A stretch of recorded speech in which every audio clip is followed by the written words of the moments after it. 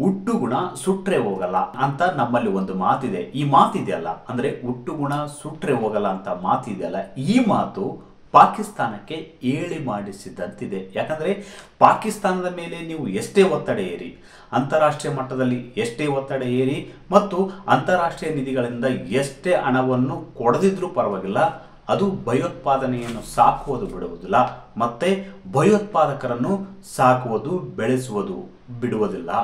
ನೀವು ಎಷ್ಟೇ ದಾಳಿ ಮಾಡಿ, ಅಮೆರಿಕ ಎಷ್ಟೇ ಒತ್ತಡ ಹೇರಿದರೂ ಕೂಡ ತನ್ನ ಬುದ್ಧಿಯನ್ನು ಪಾಕಿಸ್ತಾನ ಯಾವತ್ತೂ ಬಿಡುವುದಿಲ್ಲ.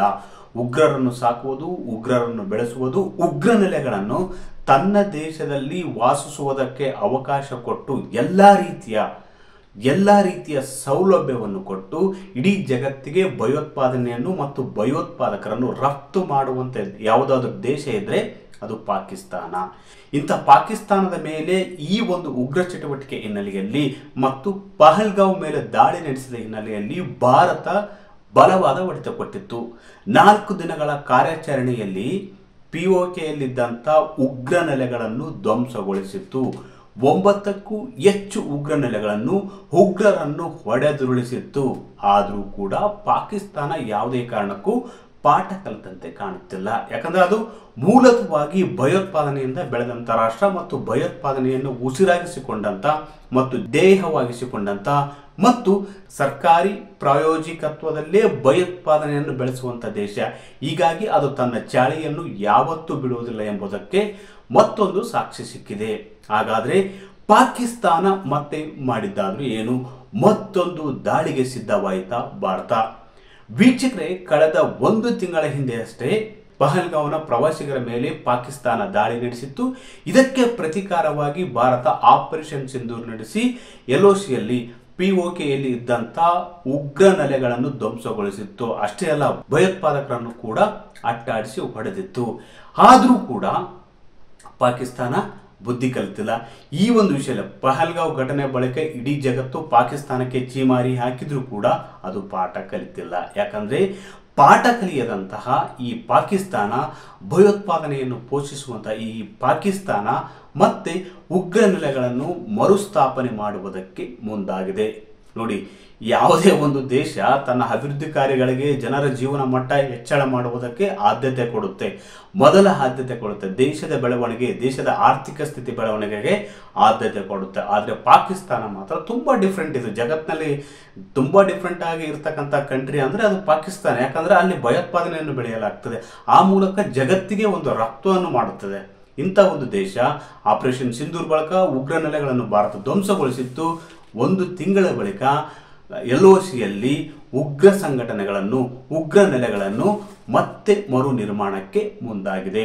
ಈ ಪಾಕಿಸ್ತಾನದ ಸರ್ಕಾರ, ಪಾಕಿಸ್ತಾನ ಸೇನೆ ಮತ್ತು ಅಲ್ಲಿನ ಗುಪ್ತಚರ ಇಲಾಖೆ ಇದೆಯಲ್ಲ ISI, ಅದರ ಕುಮ್ಮಕ್ಕಿನಿಂದಾಗಿ LOCಯಲ್ಲಿ ಮತ್ತು POKಯಲ್ಲಿ ಉಗ್ರ ನೆಲೆಗಳನ್ನು ನಿಧಾನಕವಾಗಿ ಸ್ಥಾಪಿಸುತ್ತಿದೆ.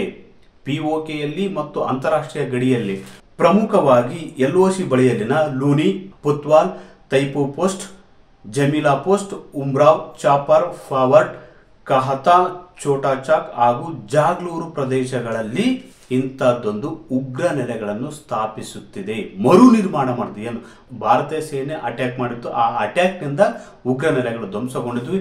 ಧ್ವಂಸಗೊಂಡಂಥ ಪ್ರದೇಶದಲ್ಲಿ ಅಂದರೆ ಮೊದಲೆಲ್ಲ ದೊಡ್ಡ ದೊಡ್ಡ ಮಟ್ಟದಲ್ಲಿ ಉಗ್ರ ನೆಲೆಗಳನ್ನು, ಉಗ್ರರು ವಾಸಿಸುವುದಕ್ಕೆ ನೆಲೆಗಳನ್ನು ಅದು ಸ್ಥಾಪನೆ ಮಾಡ್ತಿತ್ತು. ಆದರೆ ಈಗ ಭಾರತೀಯ ಸೇನೆ ಕಣ್ಣು ತಪ್ಪಿಸಲು ಮತ್ತು ಹೆಚ್ಚಿನ ಅವಾಂತರ ಆಗುವುದರಲ್ಲಿ, ಜೀವ ಹಾನಿ ಆಗದಿರಲಿ ಎಂಬ ದೃಷ್ಟಿಯಿಂದ ಉಗ್ರರಿಗೆ ಸಣ್ಣ ಸಣ್ಣ ನೆಲೆಯನ್ನಾಗಿ ಅದು ರೂಪಿಸುತ್ತಿದೆ ಅಂತ ಭಾರತೀಯ ಗುಪ್ತಚರ ಇಲಾಖೆ ಕೇಂದ್ರ ಸರ್ಕಾರಕ್ಕೆ ವರದಿ ಮಾಡಿದೆ ಅಂತ ಹೇಳಲಾಗ್ತಿದೆ. ಹಾಗಾದ್ರೆ ಯಾಕೆ ಇಂಥ ಕೆಲಸಕ್ಕೆ ಪಾಕಿಸ್ತಾನ ಮುಂದಾಯಿತು? ವೀಕ್ಷಕರೇ, ಪ್ರಮುಖವಾಗಿ ಇಲ್ಲಿ ಗಮನಿಸಬೇಕಾದ ಅಂಶ ಏನಂದ್ರೆ, ಭಾರತದ ಜೊತೆಗೆ ನೇರವಾಗಿ ಯುದ್ಧ ಮಾಡಿ ಗೆಲ್ಲುವ ತಾಕತ್ತು ಪಾಕಿಸ್ತಾನಕ್ಕಿಲ್ಲ. ಹೀಗಾಗಿ ಭಯೋತ್ಪಾದಕರನ್ನು ಪೋಷಿಸಿ, ಭಯೋತ್ಪಾದಕರಿಗೆ ನೆಲೆ ಕಟ್ಟಿ, ಭಯೋತ್ಪಾದಕರ ಮೂಲಕ ಭಾರತಕ್ಕೆ ಚೂ ಬಿಡುವ, ಭಯೋತ್ಪಾದನೆ ಮೂಲಕ ಭಾರತವನ್ನು ತಗ್ಗಿಸುವಂತಹ, ಬಗ್ಗು ಬಡಿಯುವಂತಹ ಒಂದು ಕೆಲಸ ಮಾಡುತ್ತಿದೆ. ಯಾಕಂದ್ರೆ ನೇರವಾಗಿ ದಾಳಿಯಲ್ಲಿ, ನೇರವಾಗಿ ಕದನ ಕಣದಲ್ಲಿ ಭಾರತವನ್ನು ಎದುರಿಸುವುದಕ್ಕೆ ಯಾವುದೇ ತಾಕತ್ತು ಪಾಕಿಸ್ತಾನಕ್ಕಿಲ್ಲ. ಹೀಗಾಗಿ ಹಿಂಬದಿಯ ಮೂಲಕ ಬೆನ್ನಿಗೆ ಚೂರಿ ಹಾಕುವಂತಹ ಕೆಲಸ ಪಾಕಿಸ್ತಾನ ಮಾಡುತ್ತೆ. ಇದನ್ನ ಗಂಭೀರವಾಗಿ ಪರಿಗಣಿಸಿರ್ತಕ್ಕಂಥ ಕೇಂದ್ರ ಸರ್ಕಾರ ಪಾಕಿಸ್ತಾನದ ನಡೆಗಳನ್ನು, ಉಗ್ರರಿಗೆ ಒಂದು ವಾಸ್ತವ್ಯ ಕೊಡ್ತಕ್ಕಂಥ ನಡೆಯನ್ನು ಮತ್ತು ನೆಲೆಯನ್ನು ನಿರ್ಮಿಸ್ತಕ್ಕಂಥದ್ದನ್ನು ಗಂಭೀರವಾಗಿ ಪರಿಗಣಿಸುತ್ತಿದೆ.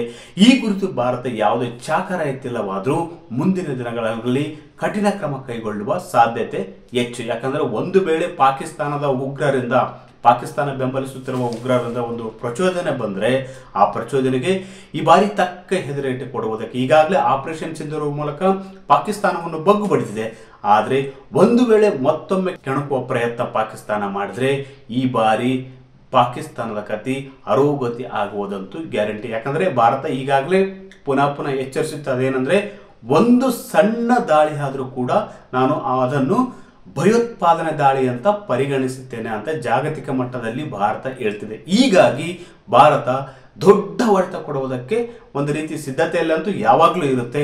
ಪಾಕಿಸ್ತಾನದಿಂದ ಪ್ರಚೋದನೆ ಬಂದರೆ ಅದು ತಕ್ಕ ಪಾಠ ಪಾಕಿಸ್ತಾನ ಕಲಿಯಲೇಬೇಕಾಗುತ್ತದೆ. ಈಗಾಗಲೇ ಹಲವು ದೇಶಗಳು ಪಹಲ್ಗಾವ್ ದಾಳಿಯನ್ನು ಖಂಡಿಸಿವೆ, ಪಾಕಿಸ್ತಾನದ ನಡೆಯನ್ನು ಖಂಡಿಸಿವೆ. ಅಷ್ಟೇ ಅಲ್ಲ, ಅಮೆರಿಕ ಕೂಡ ಇಲ್ಲಿ ಇಬ್ಬಂದಿತನದ ನೀತಿಯನ್ನು ಅನುಸರಿಸಿದೆ.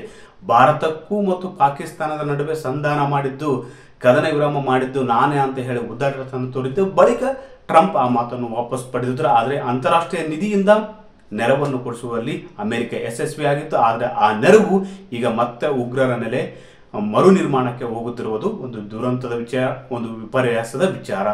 ವೀಕ್ಷಕರೇ, ಈ ಮಾಹಿತಿ ನಿಮಗೆ ಇಷ್ಟವಾದಲ್ಲಿ ವಿಡಿಯೋ ಶೇರ್ ಮಾಡಿ, ಲೈಕ್ ಮಾಡಿ, ಕಮೆಂಟ್ ಮಾಡಿ.